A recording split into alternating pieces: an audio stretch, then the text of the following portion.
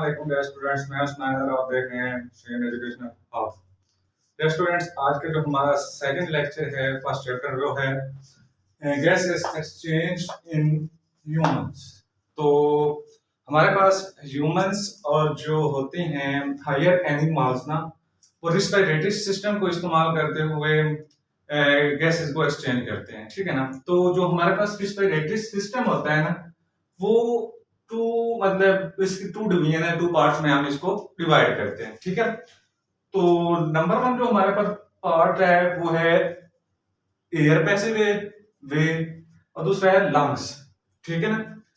तो जो हमारे पास आज हम डिस्कस करने वाले हैं वो इसका पार्ट फर्स्ट है, मतलब रिस्पिरेटरी सिस्टम का अपर रिस्पिरेटरी पार्ट को डिस्कस करना है आज हमने। तो पहला है हमारे पास जो पार्ट है द एयर पैसेज वे, ठीक है ना। एयर पैसेज वे में हमारे पास क्या होता है कि सबसे जो पहले मेन पार्ट होता है वो है नजल कैविटी, ठीक है ना। अब नजल कैविटी को क्या किया होता है कि नोज ने इनक्लोज किया होता है, और ये क्या करती है कि ये एक ओपनिंग के थ्रू आउटसाइड ओपन होती है। उस ओपनिंग जिसके थ्रू वो आउटसाइड ओपन होती है उसको हम नोस्ट्रिडल्स बोलते हैं।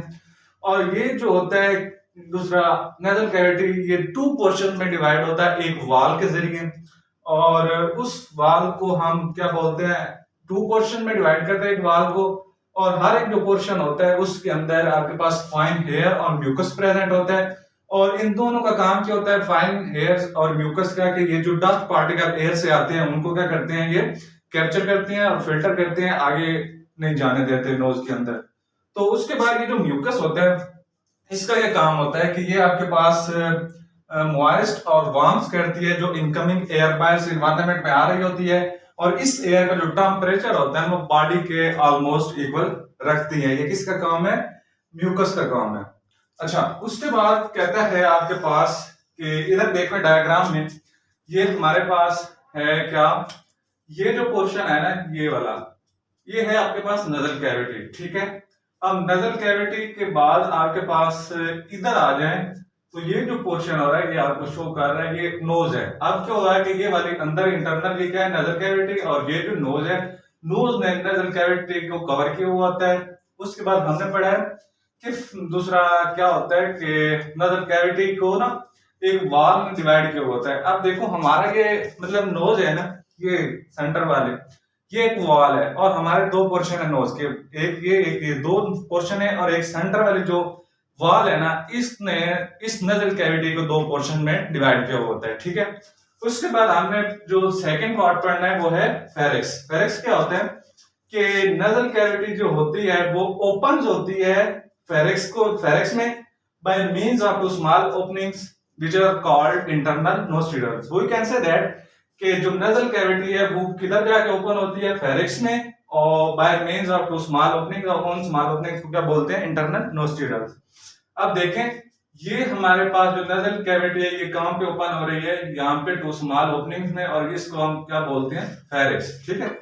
अब फेरिक्स क्या है कि आपके पास एक मस्कुलर पैसेज है, और ये जो मस्कुलर पैसेज कहते हैं रास्ते को। अब मस्कुलर पैसेज मतलब मसल से बना हुआ है, ये क्या करता है, ये कॉमन है फूड और एयर दोनों के लिए, ठीक है ना। मतलब फूड भी इसी फेरिक्स से जानी होती है और एयर भी इसी मतलब रास्ते से जाती है, इसी पैसेज से जाती है।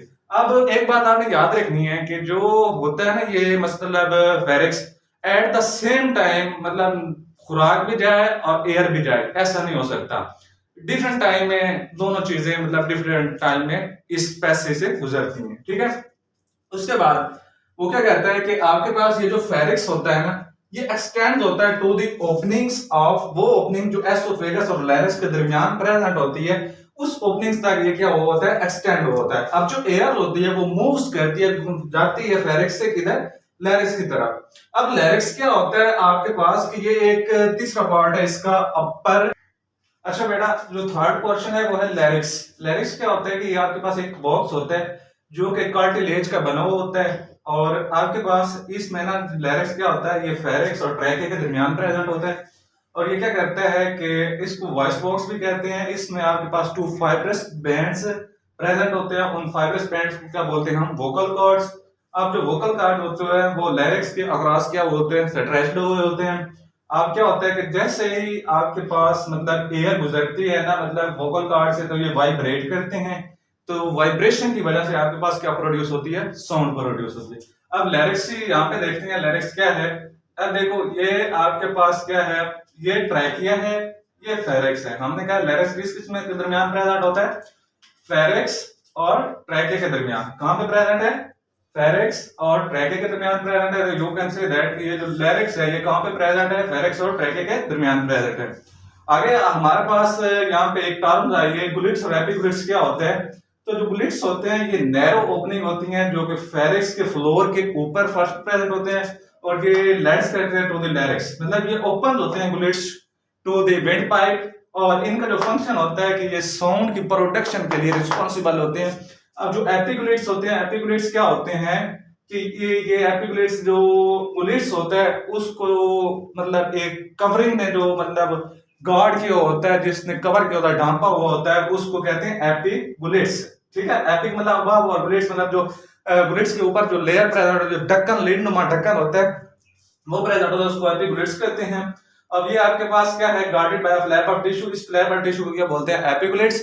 और इस एपिगुलेट्स का क्या काम है, फंक्शन है बेटा, कि ये जो फूड है ना इसको प्रिवेंट करती है एंटरिंग इनटू द लैरिंक्स, कि मतलब लैरिंक्स में फूड को इंटर होने से कौन बचाती है, एपिगुलेट्स।